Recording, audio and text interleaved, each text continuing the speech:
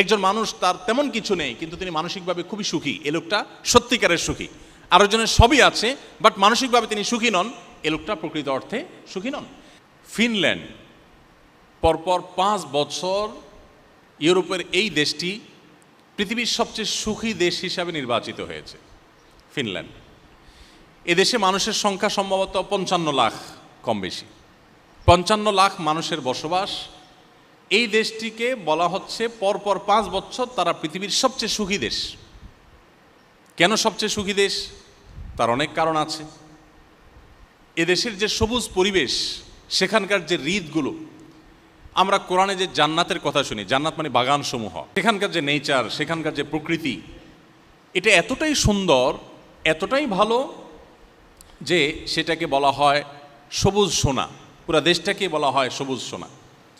এত সুন্দর একটি দেশ, এত সুন্দর প্রকৃতি, এত সুন্দরভাবে আল্লাহ তাআলা সাজানো একটা সৃষ্টি, সেই দেশে শিক্ষা বলেন, সংস্কৃতি বলেন, অর্থনীতি বলেন, সব দিক থেকে মানুষ সুখী। অপরাধ প্রবণতা মানুষের মধ্যে নেই বললেই চলে, যার কারণে তারা পৃথিবীর সবচেয়ে সুখী দেশ হিসাবে পরপর 5 বার নির্বাচিত হয়েছে।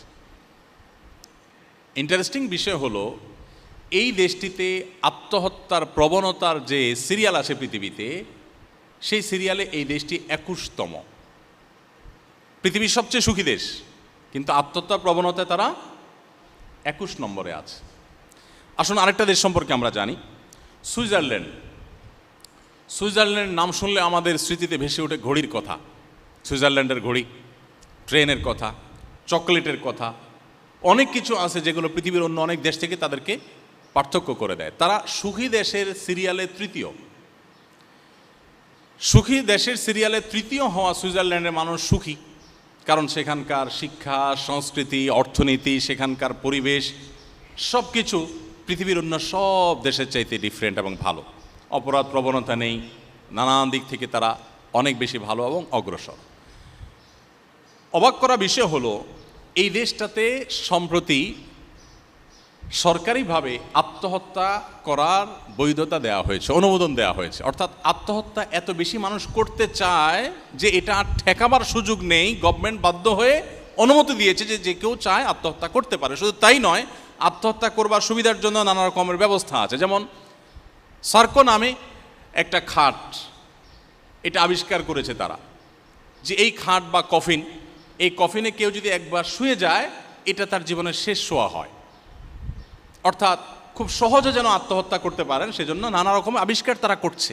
কারণ মানুষ বেঁচে থাকতে চায় না, এত সুখী দেশ তারপরে বেঁচে থাকতে চাচ্ছে না। এরপর আসুন, একটা সংস্থা তারা নিয়ম করেছে, তাদের সংস্থায় যারা আত্মহত্যা করতে চায় তারা সদস্য হতে পারে। সদস্য ফি $200। $200 দিয়ে সদস্য হওয়ার পর তিনি আত্মহত্যা করবেন। এই সংস্থা তাকে আত্মহত্যা করতে সাহায্য করবে।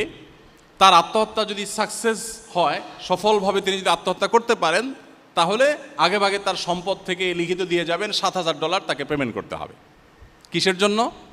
মরার জন্য। পৃথিবীর সবচাইতে তৃতীয় সুখী দেশের কথা বলছি। এরপর আসুন,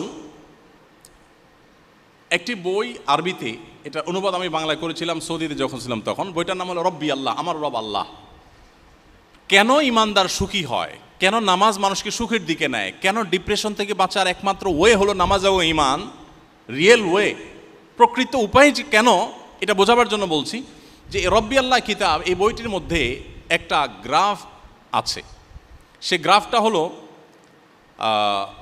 পৃথিবীতে আত্মহত্যার রেশিও কোন ধর্মের মানুষের মধ্যে, কোন সমাজে কতটা বেশি বা কম, এই বিষয়টাকে তুলে ধরা হয়েছে গ্রাফে। সে গ্রাফে উল্লেখ করা হয়েছে যে পৃথিবীতে সবচাইতে আত্মহত্যার প্রবণতা সবচেয়ে বেশি হলো ধর্মে অবিশ্বাসী নাস্তিকদের মধ্যে, সব দেশেই এটা। এবং এই জরিপটা যার তার জরিপ না, এটা বিশ্ব স্বাস্থ্য সংস্থার জরিপ, এবং 1 বছরের জরিপ না, ওখানে পরপর কয়েক বছরের জরিপ তুলে ধরা হয়েছে যে পরপর অনেক বছর ধরে একই রেশিও দেখা যাচ্ছে, সবচেয়ে বেশি আত্মহত্যার প্রবণতা হলো নাস্তিকদের মধ্যে। এরপর মজার বিষয় হলো, সবচেয়ে কম আত্মহত্যার প্রবণতা হলো মুসলমানদের মধ্যে।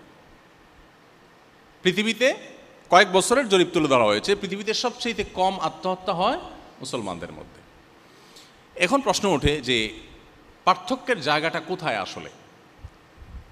পাশাপাশি আরেকটা তথ্য দিয়ে রাখি, আমার পৃথিবীতে যে সমস্ত দেশে যাওয়ার সুযোগ হয়েছে এর মধ্যে জাপান সম্পর্কে আপনারা জানেন, জাপানে আমার যাওয়ার সুযোগ হয়েছে, কোরিয়াতে আমার যাওয়ার সুযোগ হয়েছে। আপনারা জানেন যে জাপানিজরা সবচেয়ে ভদ্র, জেন্টেল পৃথিবীর।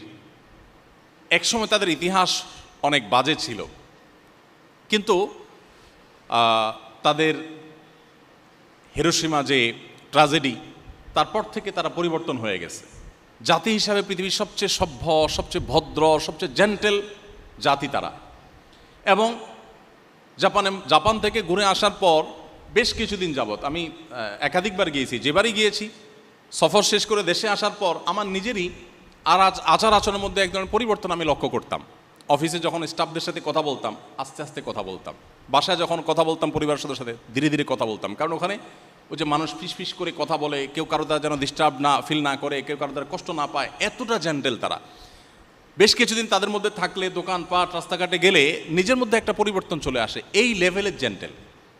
এবং তথ্য প্রযুক্তিতে তারা কতটা এগিয়ে ছিল তারা বলার অপেক্ষা রাখে না। আপনারা ইঞ্জিনিয়ারিং কলেজের স্টুডেন্ট, আপনাদের আরও ভালো জানা থাকার কথা। এই জাপানিজদের মধ্যে আত্মহত্যার প্রবণতা সবচাইতে বেশি, কোরিয়ানদের মধ্যে আত্মহত্যার প্রবণতা সবচাইতে বেশি। এত বেশি আত্মহত্যার প্রবণতা এমনকি জার্মানিদের মধ্যে, ওই রব্বি আল্লাহ বইয়ের মধ্যে লেখা আছে যে অস্ট্রেলিয়াতে একটা ব্যাগ আবিষ্কার করা হয়েছে, লাইফ ব্যাগ না কি যেন নাম, এটা জাস্ট সেট করবে আর আত্মহত্যা হয়ে যাবে। আত্মহত্যার জন্য যে কত রকমের কসরত এবং প্রচেষ্টা। এখন আমার প্রশ্ন হলো, পৃথিবীর সবচাইতে সুখী দেশ, পৃথিবীর সবচাইতে আপনার সুন্দর দেশ হওয়ার পরও মানুষ বেঁচে থাকতে চাচ্ছে না কেন? কারণ একটাই, যে সব কিছুই আছে, মানসিক প্রশান্তিটা আসলে নেই। নবী করিম সাল্লাল্লাহু আলাইহি ওয়াসাল্লাম বলেছেন, লাইসাল গিনা বিকাসরাতিল আরদ। পৃথিবী তথ্য প্রযুক্তির উন্নতির চরম শিখরে পৌঁছে যেতে পারে, নানা রকমের আবিষ্কার দিয়ে পৃথিবীর মানুষের জীবনযাত্রাকে পানির চাইতে সহজ করে ফেলা হতে পারে, বাট এর কোনোটি মানুষকে সুখী করবে না, এর কোনোটি মানুষকে মানসিক প্রশান্তি এনে দিবে না।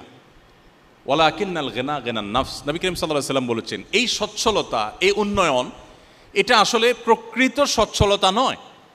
আসল এবং প্রকৃত সচ্ছলতা হলো মানুষের মানসিক প্রশান্তি। একজন মানুষ তার তেমন কিছু নেই কিন্তু তিনি মানসিকভাবে খুবই সুখী, এ লোকটা সত্যিকারের সুখী। আরেকজনের সবই আছে বাট মানসিকভাবে তিনি সুখী নন, এ লোকটা প্রকৃত অর্থে সুখী নন। আমাদের দেশের কথা যদি আমরা বলি, আমি কিছুদিন আগে বগুড়া গিয়েছি, একজন ডক্টর চিকিৎসক তিনি আমাকে এসে বললেন যে ভাই, আমাদের এই বগুড়াতে গেল কয়েক বছরে আত্মহত্যার প্রবণতা খুব ভয়ঙ্করভাবে বেড়ে চলেছে এবং রেশিওটা এতটাই বৃদ্ধি পেয়েছে যে এটা রীতিমতো ভাববার মতো। এই বিষয়ে আপনি কিছু বলেন। আপনারা অনেকেই জানেন যে করোনাকালীন সময়ে শুধুমাত্র বিশ্ববিদ্যালয়ের শিক্ষার্থীদের মধ্যে যেই পরিমাণ আত্মহত্যার ঘটনা দেখা গেছে এক বছরে, সেটা এর আগে 10 বছরেও দেখা যায়নি। এবং দিন যত যাচ্ছে আমাদের মধ্যে এই প্রবণতা বাড়ছে। কেন বাড়ছে? দিন থেকে, ইসলাম থেকে আমরা দূরে সরছি। যতটা দূরে সরব তত বেশি আমাদের অশান্তি আমাদেরকে ঘিরে ধরবে। ডিপ্রেশন এখন ঘরে ঘরে, ডিপ্রেশন এখন জনে জনে, এখন প্রতিটা মানুষ কম বেশি ডিপ্রেসড। আমরা যদি আমাদের শৈশবে ফিরে চলে যাই, আমরা দেখব আমাদের বাপ চাচারা, আমাদের আশপাশে মানুষগুলো এত ভালো ছিলেন না, এত সুখে ছিলেন না। আমরা আমাদের দেশের বাস্তবতা যদি চলে যাই, 2 দশক 3 দশক আগে আমাদের দেশে এত কলেজ ইউনিভার্সিটি ছিল না, এত আপনার রাস্তাঘাটের এত উন্নয়ন ছিল না, আমাদের দেশে অনেক কিছুই ছিল না, কিন্তু মানুষগুলো তুলনামূলকভাবে এখন থেকে অনেক বেশি হ্যাপি ছিলেন, সুখী ছিলেন। আত্মহত্যা এটা কালে ভদ্রে হতো, এখন যেরকম দেখা যাচ্ছে সকাল বিকাল এরকম হতো না। এর অন্যতম কারণ হলো তাদের ভিতরে ইসলামের চর্চা কিছুটা হলেও ছিল, যেটা এখন একেবারে নাই। সম্মানিত উপস্থিতি, নামাজ সম্পর্কে আমি বলছিলাম, প্রিয় নবী সাল্লাল্লাহু আলাইহি ওয়াসাল্লাম বলতেন, আরেহনা বিহা ইয়া বেলাল। বেলাল রাদিয়াল্লাহু তাআলা আনহু ছিলেন আমাদের প্রিয় নবীর মুয়াজ্জিন। তাকে বলতেন, বেলাল তুমি আজান দিয়ে মানুষদেরকে ডাকো, একত্র করো, আমাকে একটু প্রশান্ত করো, আমি একটু নামাজ পড়ে প্রশান্তি পেতে চাই। আমরা তো ভালো খাবার খেয়ে, ভালো জায়গায় ঘুরে ট্রাভেল করে প্রশান্তি পেতে চাই, সেগুলোতে প্রশান্তি সন্দেহাতীতভাবে আছে, কিন্তু একজন ইমানদার নামাজের ভিতরে যে প্রশান্তিটা পাবেন এটা আর কোথাও পাবেন না। কিন্তু এই জিনিসটাকে ফিল করার সুযোগ আমাদের জীবনে হয়নি। এজন্য আমি অনুরোধ করতে চাই, খুশুর সাথে আপনি নিয়মিত 5 ওয়াক্ত নামাজ খুব ধীরে সুস্থে সুন্দর করে মনোযোগের সাথে পড়ার চেষ্টা করুন। আমি আল্লাহর নামে শপথ করে আল্লাহর উপরে আস্থা রেখে বলতে পারি আপনার জীবনটা বদলে যাবে ইনশাআল্লাহ। আপনার জীবনটা উপভোগ করতে পারবেন আপনি, আপনার জীবনে যে স্বাদ আর তৃপ্তি আপনি অনুভব করবেন এটা আপনি অন্য কোথাও পাবেন না। এই জন্য ভাইরা আমার, 5 ওয়াক্ত নামাজ আপনারা আপনাদের কর্মজীবনে থাকেন কিংবা শিক্ষা জীবনে যেখানে থাকেন না কেন, জীবনে কখনো এটা কম্প্রোমাইজ করবেন না, নামাজের ক্ষেত্রে কোনো ছাড় দিবেন না।